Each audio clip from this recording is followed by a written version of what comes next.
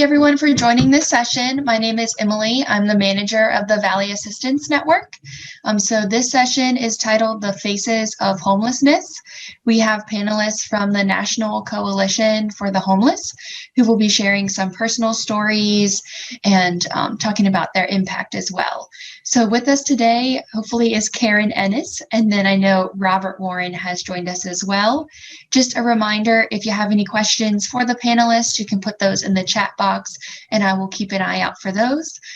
So Karen and Robert, we're grateful to have you with us today, and please go ahead, and I'll turn it over to you.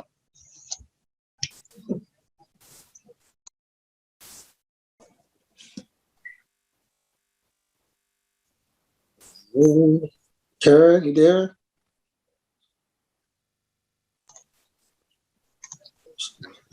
Not, I can start.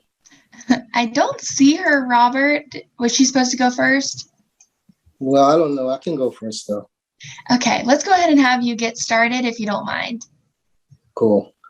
So first off, thank you guys for having us. My name is Robert Warren. I'm a lifelong DC resident and a member of the Speakers Bureau of the National Coalition for the Homeless. I've been part of the Speakers Bureau now for going on 7 years. And I joined the Speakers Bureau actually when I was actually experiencing homelessness. I actually met one of the leaders of the Speakers Bureau, Mr. Michael Stoops. It's really been hard here in DC, you know, for the homeless people in the District of Columbia, and me personally, my experience in being able to experience homelessness. Like I said, I'm a lifelong DC resident. I'm currently working with an organization called People Fairness Coalition, which our main focus has always been on trying to end people's housing instability through our advocacy, outreach, and peer mentoring here in the DC metropolitan area. We work on a number of different initiatives. We have what we call the Michael Stoops anti-discrimination legislation, which is geared towards actually addressing folks who are criminalized, who are homeless, and trying to prevent them from not being criminalized. We also have what you call a universal right to housing campaign, which is geared towards, you know, making sure folks who actually qualify for certain housing vouchers will actually receive them. Yeah, we've been doing COVID outreach also in the communities during this pandemic. And we have what you call also, we have discovered in Washington, D.C., there's actually 10,000 vacant units in the District of Columbia. And we're trying to make sure that folks actually are able to get in some of those units that are vacant. We've also been working trying to build out what you call a consumer board with homeless individuals to try to have a seat at the table. And we work with a lot of different organizations to address folks' housing instability in the District of Columbia. I don't know. I mean, growing up in Washington for me, and just the level of, I hate to say it, but I think it's just a level of racism associated with housing in the District of Columbia. Just for an example, one of the things that really struck me really hard was in Washington, D.C., in the southwest area of Washington, D.C., near the ballpark. There were thousands of units that were developed. And all of those units were mostly Class A units. And a lot of the folks who were displaced out of those communities were people of color. And what we found out was that people just weren't getting their fair share And I think that's been the main focus of what we've been trying to accomplish is really just to have fairness within the housing system. For me, experiencing homeless in the District of Columbia,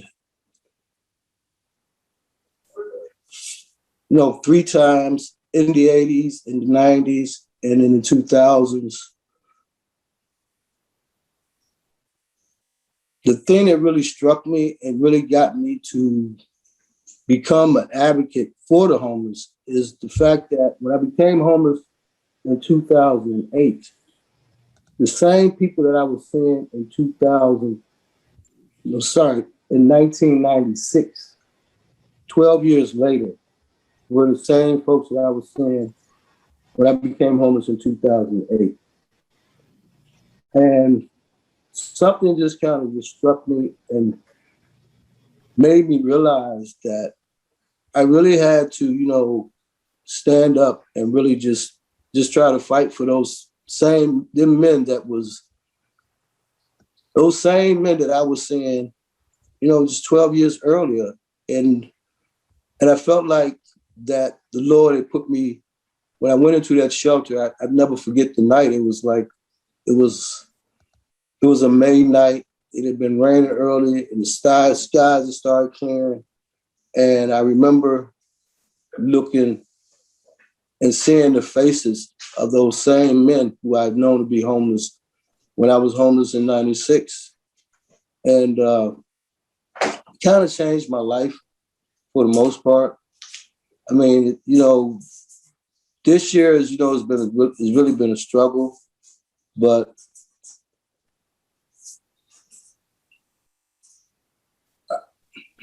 I really believe that we're closer now than ever before to actually addressing folks' housing instability and getting those folks who actually qualify for some form of voucher or some form of assistance to actually be able to get that assistance.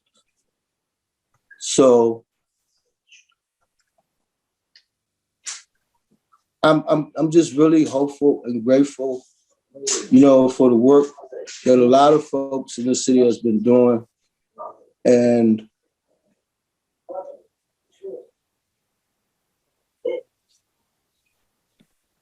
yeah, I mean, it's really been challenging, but I'm really grateful for a lot of work that folks been doing.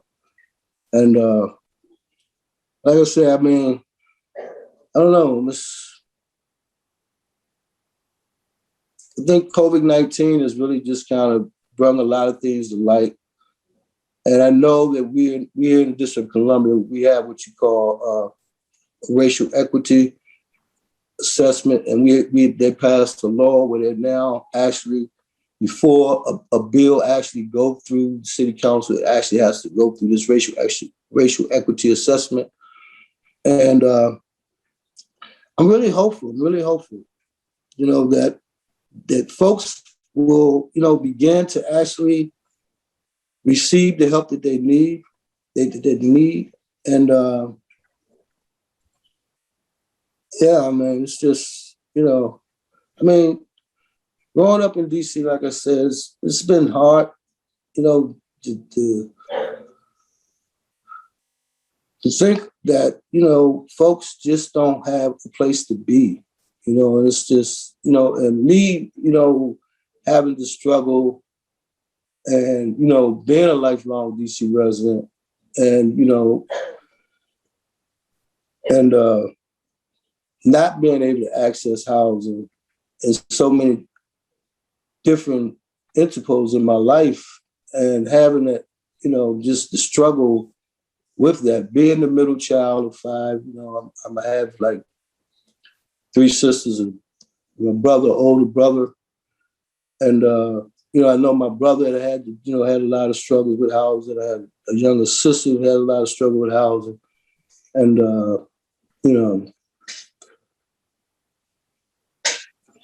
yeah, it's been hard for a lot of us. And I don't know, man. Like I say, I'm really hopeful and grateful that this year right here, we'll actually start to see the changes that we need.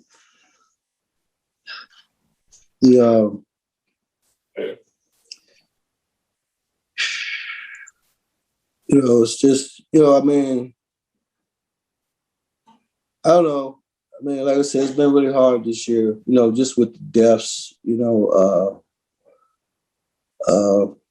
couple of the members of the organization that I worked with that passed away. I lost my moms early on, which was just kind of really devastating for me. And, and just trying to understand, with the work that I was doing. And it was just been a struggle, not having, the resources to actually, or being able to go to like the funerals or have service for her. It just was kind of really, I don't know, just was really hard. But like I said, the organization we've been working with, I think there is a lot that we've been able to do. And the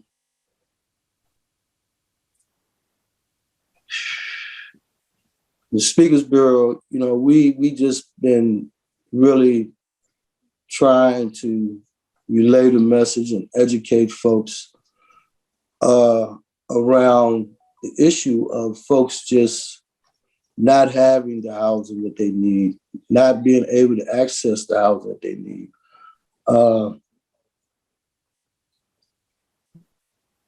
Like I said, I joined the organization, People Fairness Coalition, 13 years ago.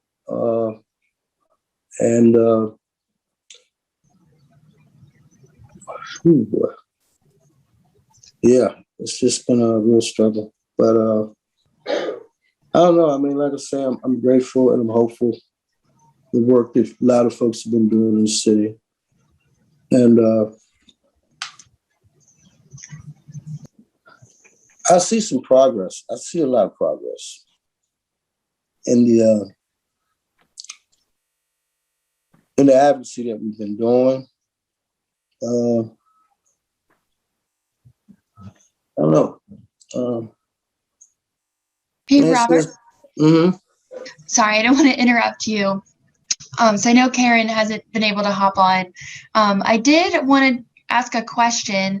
You've talked a lot about just issues accessing housing, growing up with those issues. What would you say are the biggest barriers? When you say you can't access housing, is that the housing itself isn't affordable? Or like, what would you say is that barrier, that you don't know how to get the money to pay for it, you can't find it? Or what would you say those barriers are? Well, I would just give you an example. I know a lady, she's a 62-year-old lady. She's actually been in what you call transitional housing now for 3 years. And if you're in transitional housing, you're still considered as homeless. And she's actually handicapped. Also, she has a handicap. And individuals like her, I mean, like I said, I'm 60 years old. And I know we did a study of CCMV, one of the largest shelters on the East Coast. And 50% of those individuals that's in that shelter was either on fixed incomes and were 50 years or older. And so my big thing right now is like, I know for me, if I actually wasn't living in my family's home, I would not be able to access housing right now. Because if you're just like I said, if you're on some type of fixed income or you don't have any income at all, the number of housing units that they have actually produced for individuals that's on fixed incomes who qualify for housing vouchers, they're not getting them.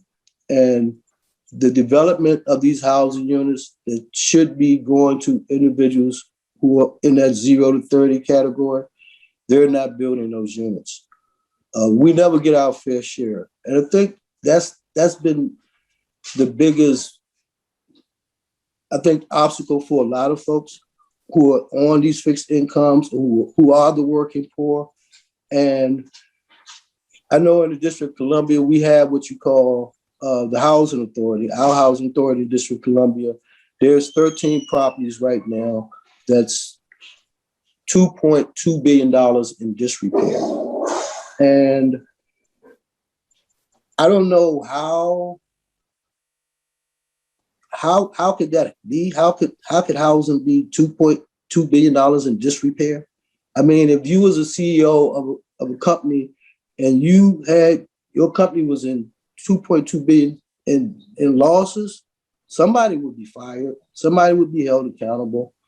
And it's like they have a plan. DC is one of the most gentrified cities in the nation. And it's like they have a plan to continue with their gentrification and displacement of low-income Black folks here in Washington, D.C. And like I said, I'm really hopeful, now, with certain folks in the service community are now actually starting to talk about folks being able to actually qualify for this housing assistance, to be able to get it. If you qualify for it, you should be able to receive it like you receive food stamps. And I think that's what kind of just been really hard for me to deal with, as far as, people that I see, like I said, number of deaths, this year. And I mean, we're averaging like 60, 70 deaths in Washington, D.C. in the homeless community a year. And I know we've had 35 deaths already in the homeless community, far as folks who are experiencing homeless who have died from COVID-19.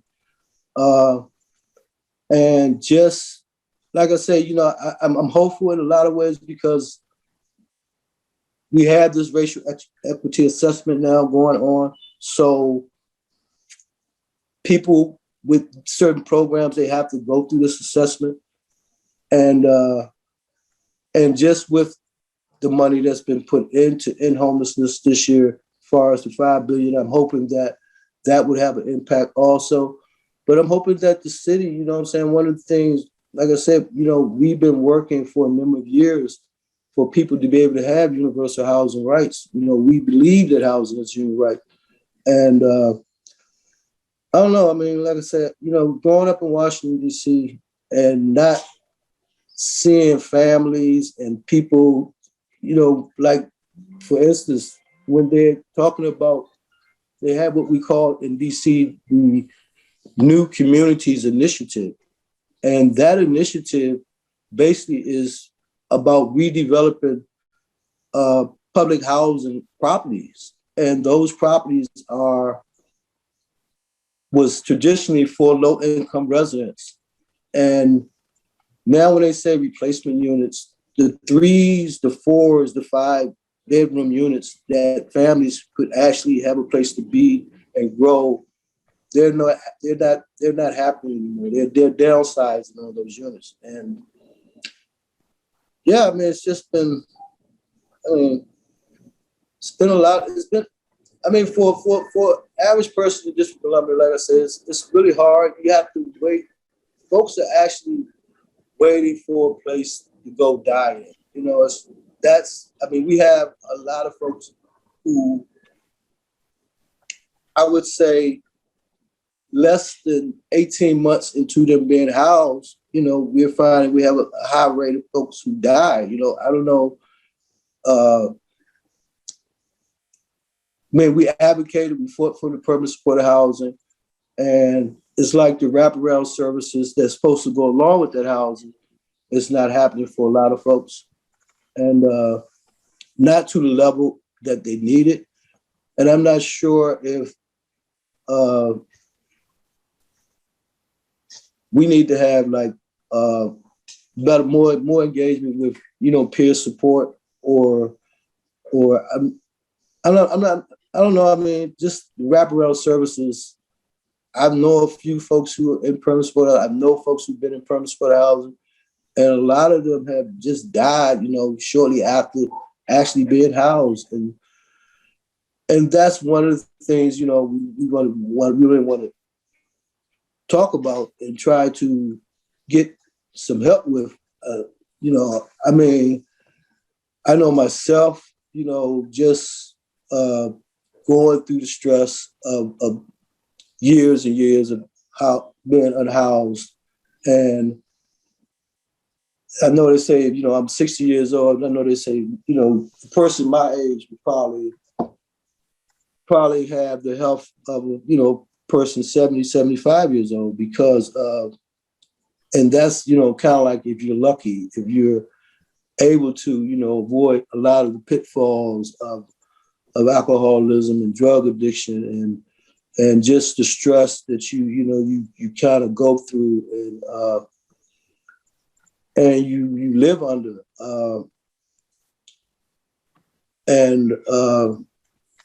Yeah, it gets really hard. It gets really hard.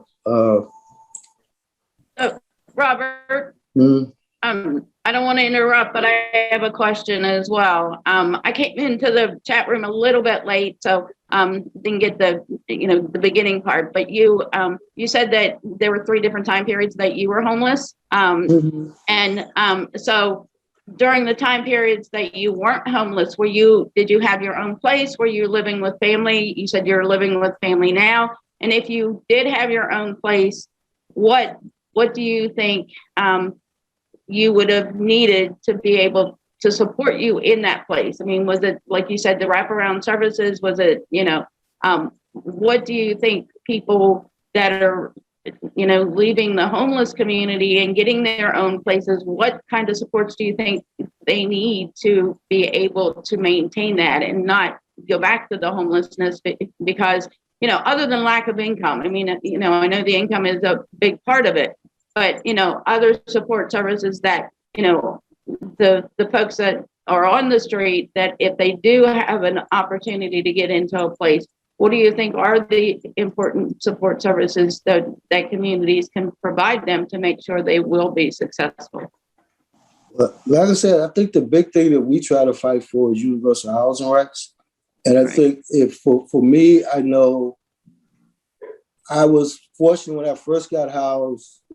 I actually got it through the Obama stimulus dollars back in 2008. It was 2 years later, I stayed homeless for like 2.5 years and that was only through, because most of the money actually went to families and, they converted most of the money to families. So I actually had to go to a family center in order to get this, the rapid rehousing, help that I got. And I was actually getting ready to be evicted from that housing. And one of the guys I knew at the Department of Human Services actually, came. I don't know how he was able to assist me. And I mean, because the program was actually geared to go 18 months, but they were cutting people off at a year.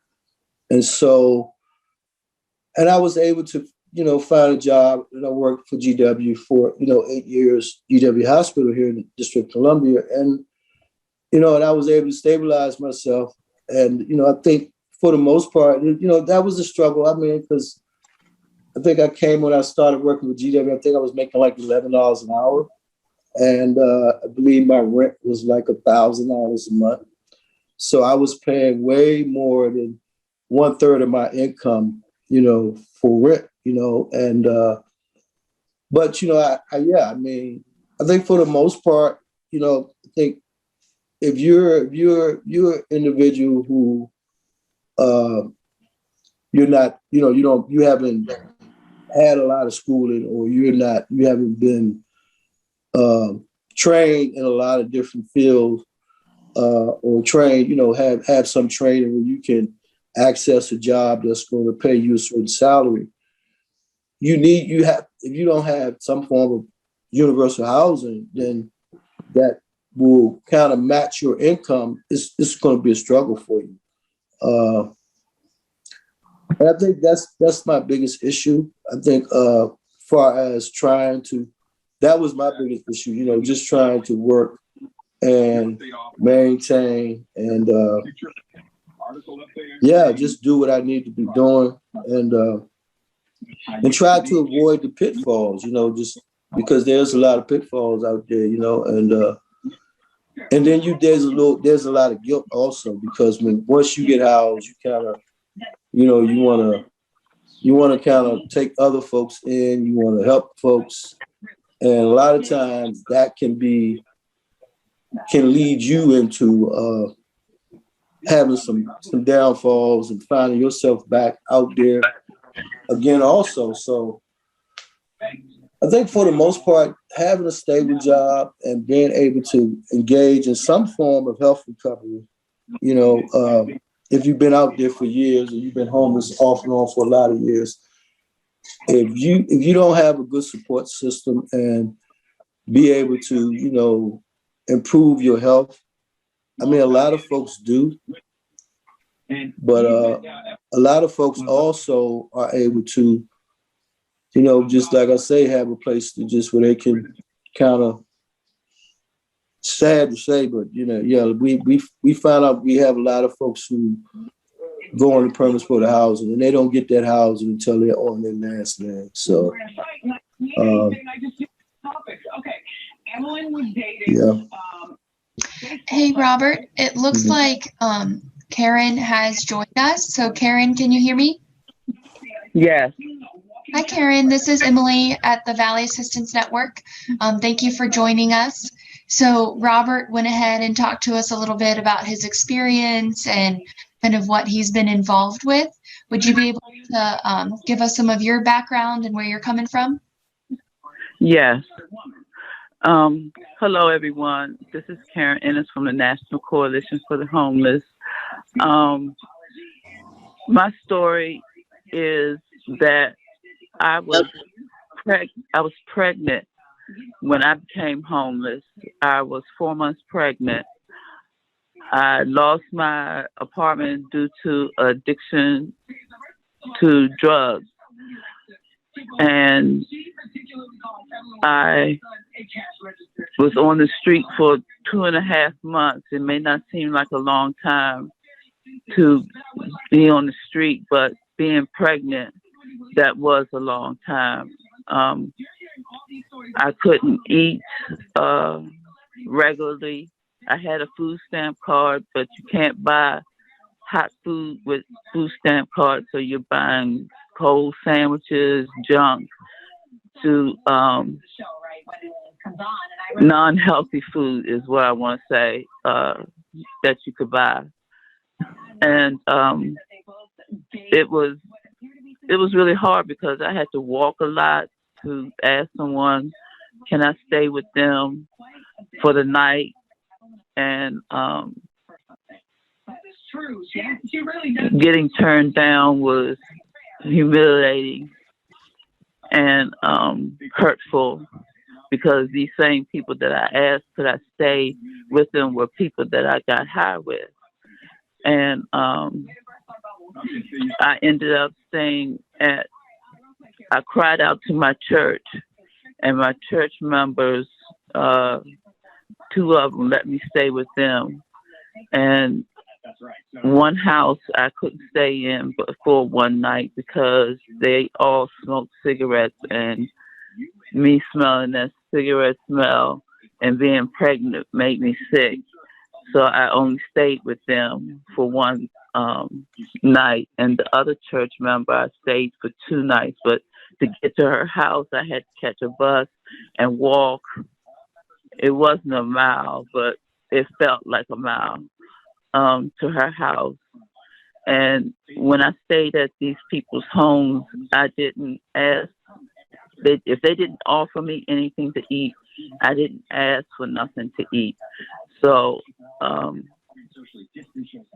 I stayed hungry a lot those 2.5 months.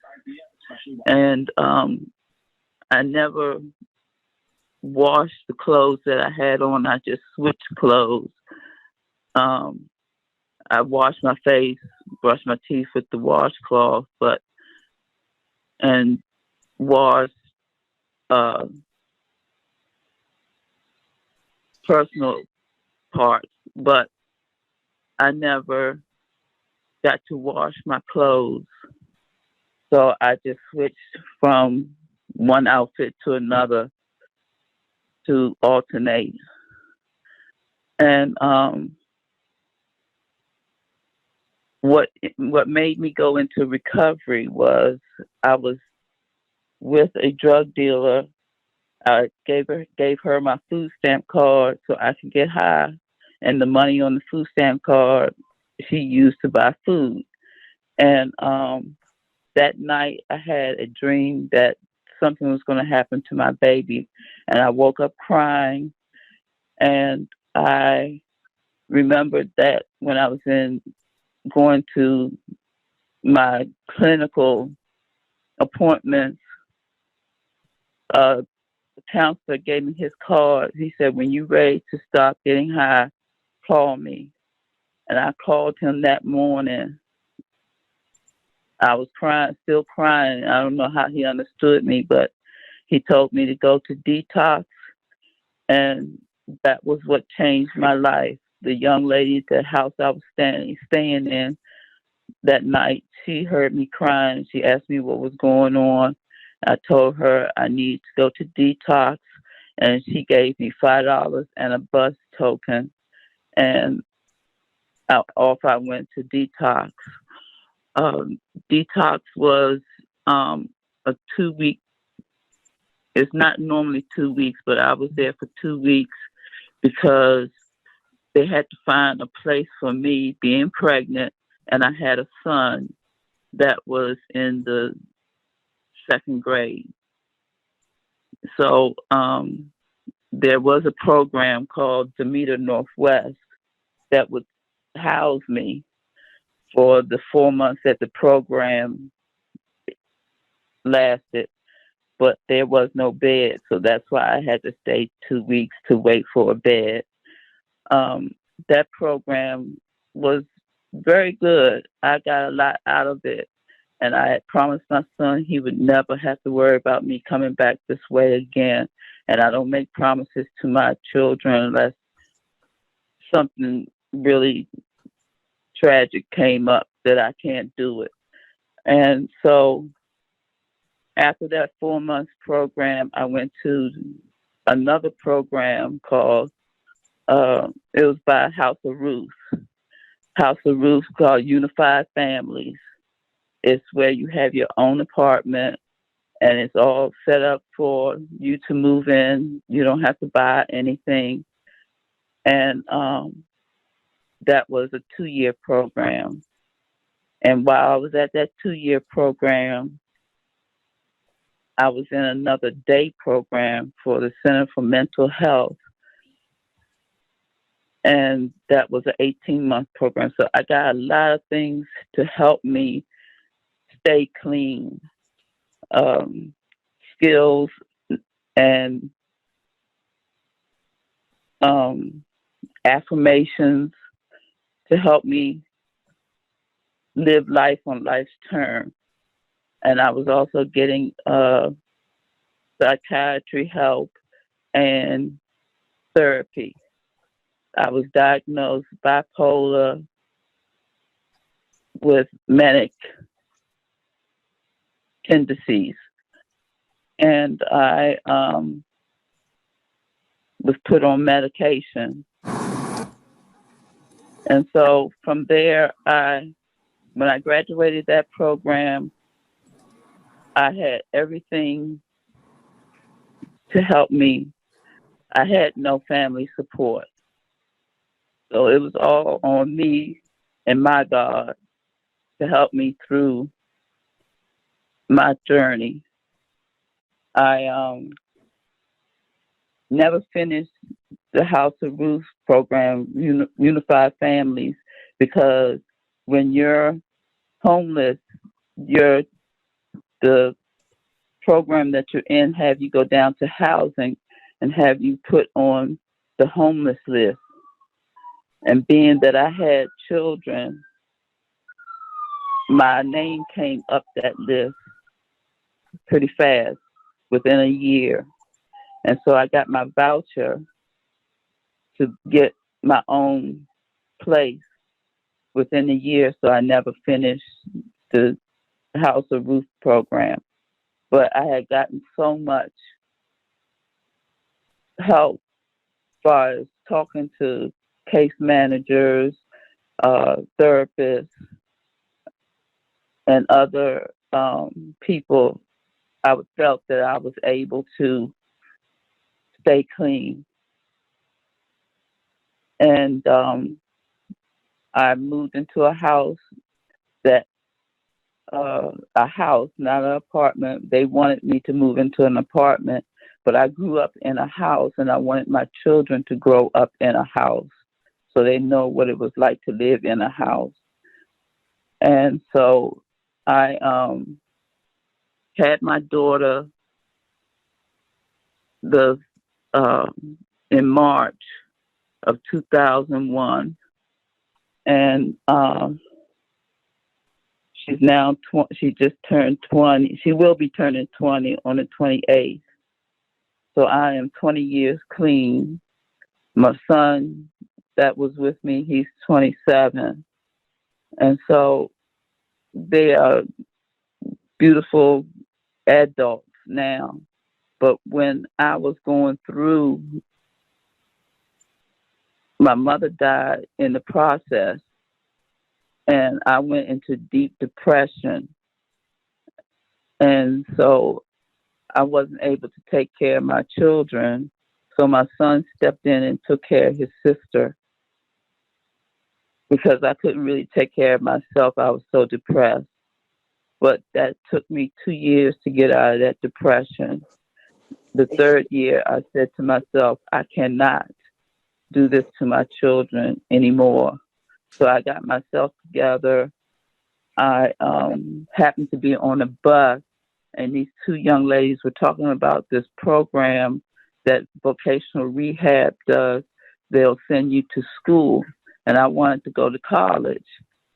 And so I contacted them, and I ended up going to college.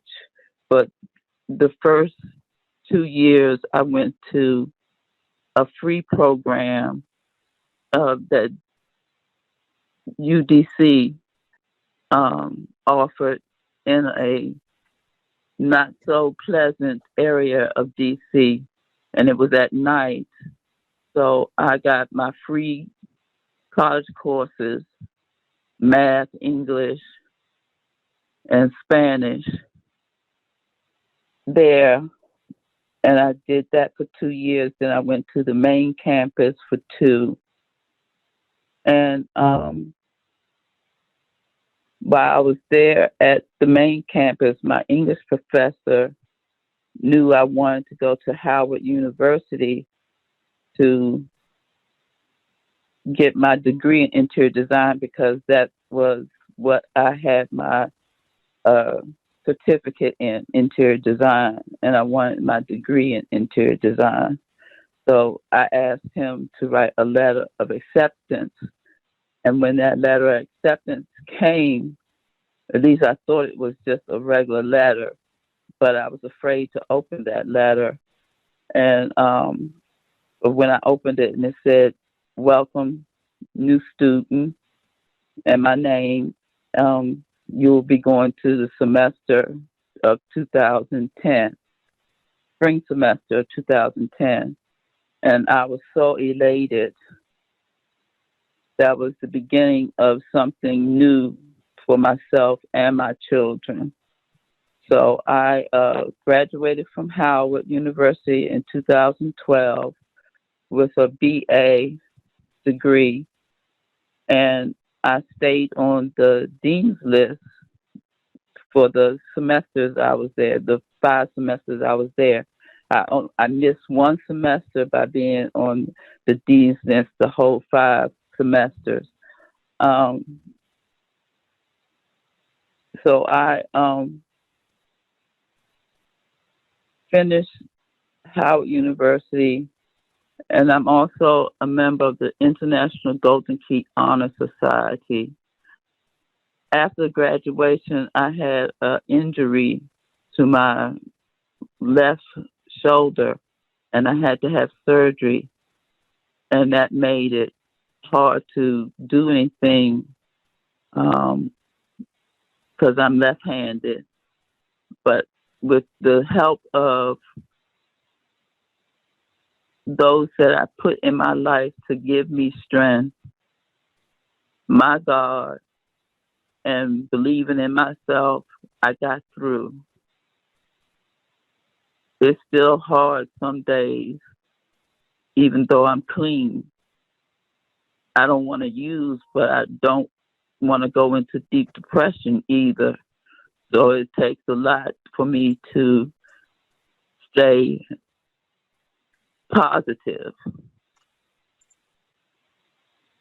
But my children help me by being who they are, and I don't want them to see me depressed.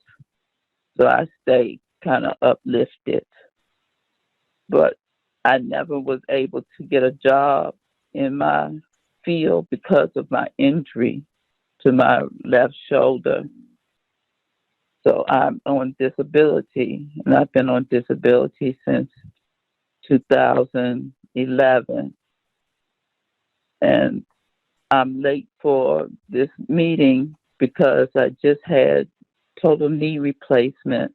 And last night I took a pain pill and I woke up late.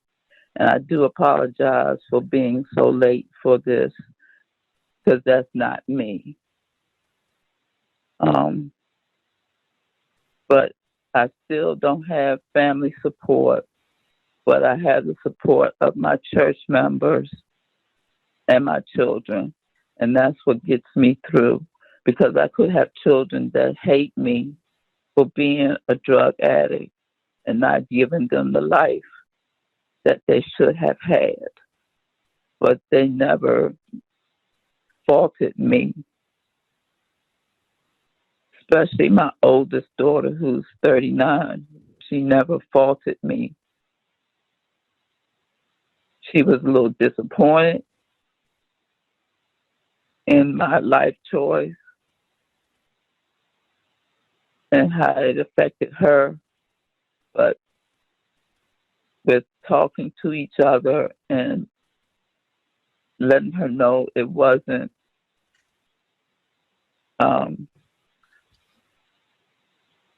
planned. I didn't plan to get high and be on drugs for almost 30 years. I got sidetracked because I met someone that was doing the drugs, and I got hooked by being around those people. So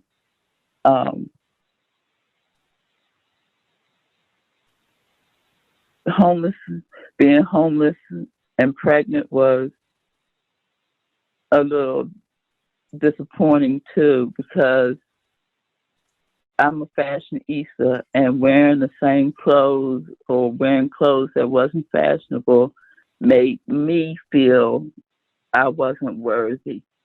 I don't know what anyone else thought of me, but I felt unworthy because that wasn't how I was brought up. I was brought up middle class.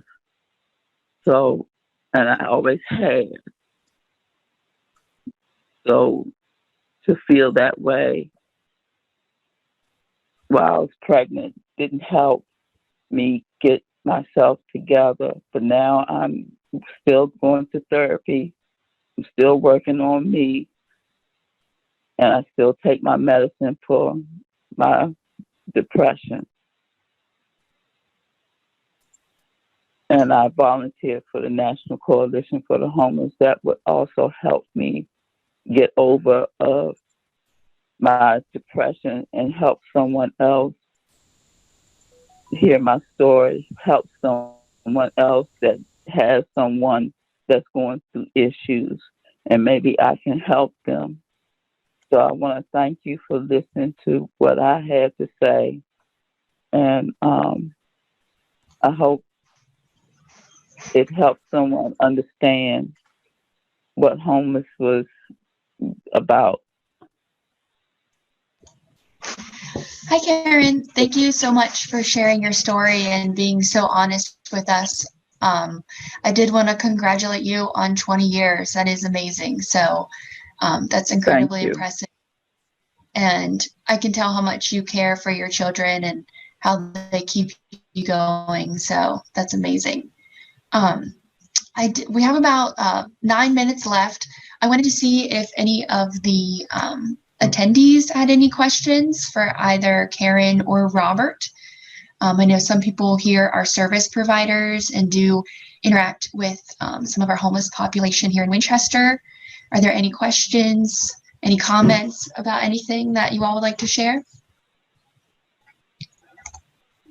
So Megan Bly, I believe with Shenandoah Alliance for Shelter, said, Karen, 20 years clean and sober is a beautiful thing that so many people are not able to achieve. Thank you and Robert both for sharing your stories and experiences. Thank you. Okay. I'm not seeing any questions just yet, but Karen, do you want to tell us a little more about your experience with the coalition and what all you do with them volunteer-wise and whatnot? Okay, with the National Coalition, I've been with them 6 years. And the way I got to them was really different. My neighbor across the street from me was the CEO of Street Sense, the newspaper for homeless. And my daughter would always go over there and play with the dogs and be with them. And one day they invited me over for dinner, and I told them a little bit of my story. And he wanted me to write an article for the newspaper, but being that I was at Howard and I was taking a lot of classes, I told him I couldn't do it then, but I would do something after I graduate to give back. And he told me about the Speakers Bureau, and that's how I got connected to the National Coalition for the Homeless through their Speaker Bureau. And I go around DC, Maryland, and Virginia and speak and tell my story. I've been to Maine. I've been to Pennsylvania. I've been to New York to tell my story. And we always have different types of people. We have the youngest is elementary to college. I even spoke in front of providers that help people with addiction of gambling. I spoke in front of them, and they learned from me by me telling my story of what addiction is. And I enjoy telling my story because it frees me sometimes when I'm going through a difficult spot in my life right at the moment. And it reminds me of what I've been through and how God has gotten me through. And if he can get me through this, he'll get me through whatever I'm going through. And I appreciate speaking in front of with my colleagues because I get to hear their story because I never heard Robert's story.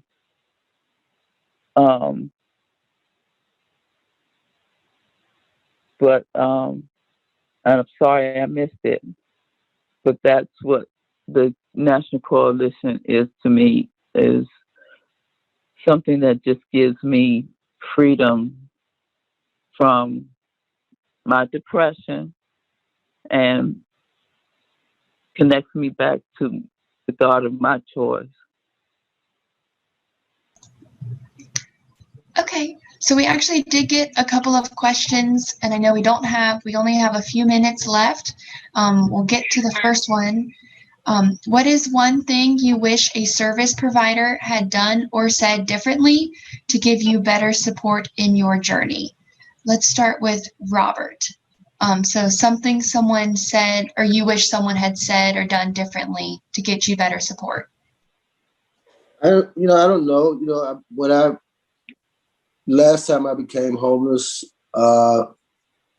there's a really great place that's been serving the homeless for a lot of years, called Merv's Kitchen, and I don't know. And I went to Merv's Kitchen, and I went there to do some writing, because I write poetry. I'm a street sense vendor and contributor, and one of the things I found that kind of helped me kind of deal with my homelessness was writing, and so I started writing, and I went to Merv's Kitchen, and there was just a lot of support there from the staff there, and I mean. Yeah, I mean, I don't. I mean, I think I try, being as though I know the service community somewhat, from my advocacy, and I know that folks are trying to triage folks, and they have to play in them. They have to make hard choices, and I wouldn't want to have that job. So so I know, and I try not to criticize people in the business of helping people. So I don't know, but yeah, I hope that answers the question. So. You're fine, and that's very nice that you don't speak ill of anyone, even if you didn't have previous experience. So, and then Karen, did you have a service provider that either way, if they did something specifically that helped you, or something you wish was different? At Demeter Northwest, I wish I had better people to tell me what was going on with me before I left that program. It was 3 women sitting in front of me and told me they didn't think I would stay clean because I had men issues. And I felt that was not something you send someone out in the street with.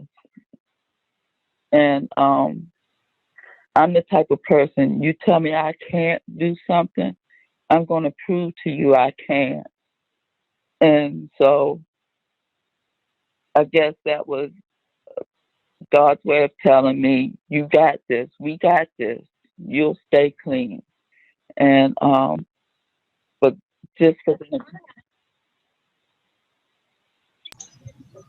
Okay. so Thank you both for sharing. It looks like we've got under a minute left, so I think the breakout rooms, it will probably send you back to the main session here in a few seconds. But again, thank you both for speaking.